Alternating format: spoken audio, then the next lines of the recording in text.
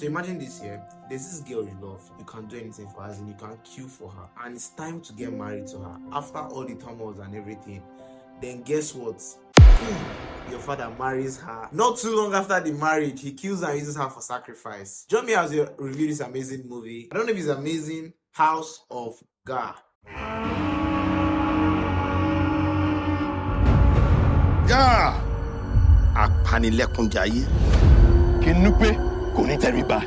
Ẹyẹ máa gún.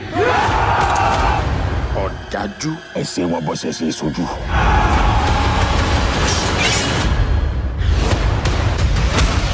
Ìwọ lẹ́sìn ẹ̀gbin lájànàkú. Yàgò!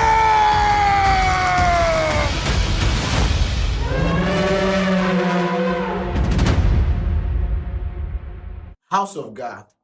This movie basically talks about an egotistic and overpowerful Basharun. You know, the person that decides who the next Alafin is going to become, and that's basically the king. First of all, I want to talk about the fact that I like it when they speak pure Yoruba in movies like this, because I don't know how else you want to understand and get the whole vibe and grit and everything that this movie tends to portray. You get, like, imagine him saying, oh, the next Alafin is going to die tonight. Like, that's not going to make sense until he speaks it in Yoruba. I don't know the Yoruba transcription. But yeah, secondly, the costumes that were used in this movie, I really think that there was an intentional thought into it.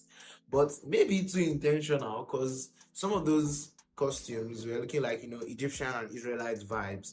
You get. And thirdly, like Afolarin must always be a lover boy, because like just had the role in the write up, and they're like, oh, who's going to play this role very well?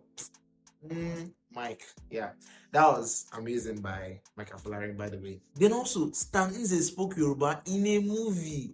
No wonder he died at the beginning of the movie, because I don't think he would have lasted 30 minutes into that movie. 30 minutes is even too far.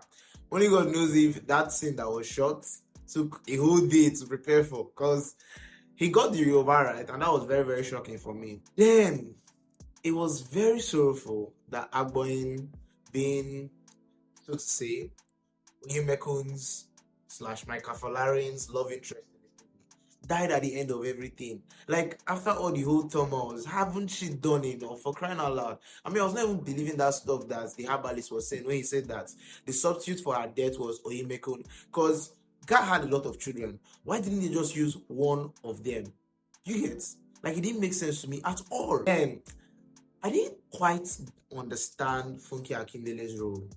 I'm talking about being the first wife of God, because she portrayed more jealous attributes than, you know, than a first wife would normally portray. Because usually, even if you are a Muslim, the first wife is the legal wife, because it's the one that the law agrees. Do you understand? And so there's just this confidence that first wife usually have in movies, and sometimes in real life too. Like, no matter what, I still did. Do you get? But she was kind of behaving like as if, oh, this girl is going to take away my husband. Like, she wasn't really that confident, and I didn't really think that Funke Akindele played Funke Akindele in that movie, Sha. Then also, it was quite refreshing seeing when the Alafin played his revenge, being Agboyin's father, to Ga and his household. Like, what other way would there have been than killing him in a very humiliating way? I think that's like the top 10 most painful thing in the world. Shockingly, the first one is childbirth. But burning him alive and destroying his whole lineage.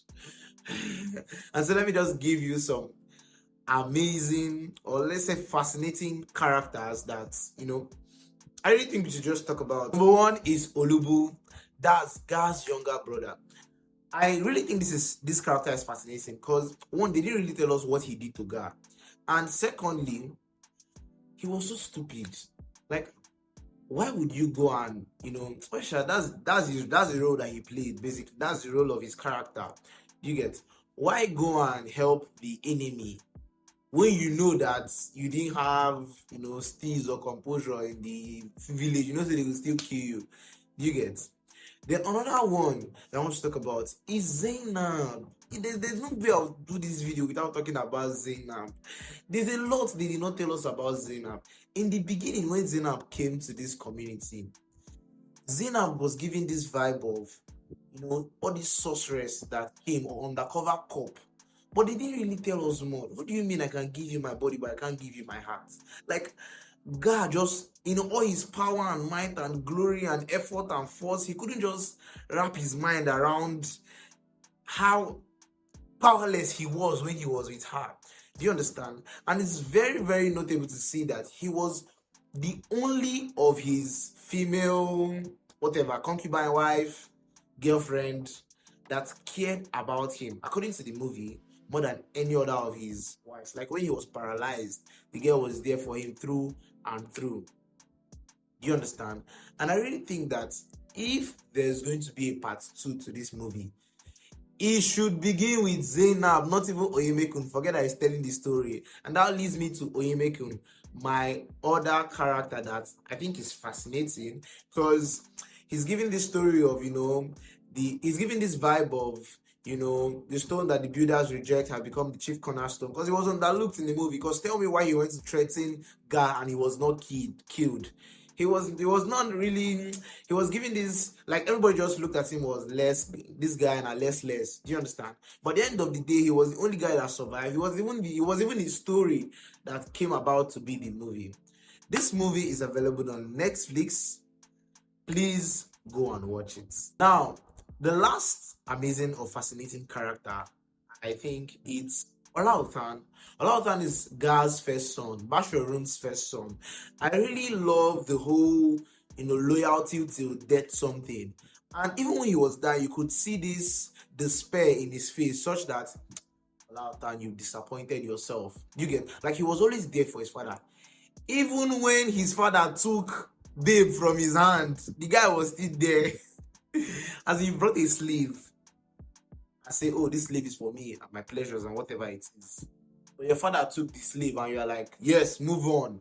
Glory is your name. O King, may you reign forever. Well, this movie is available on Netflix. I really still think it's an amazing movie. I think I'll rate it a 6/10. Yeah. Please go and watch House of Gar. Do well to like, share, and subscribe to this YouTube channel if you want to see more videos like this. And click on one of the videos on your screen. Have an amazing day. Peace.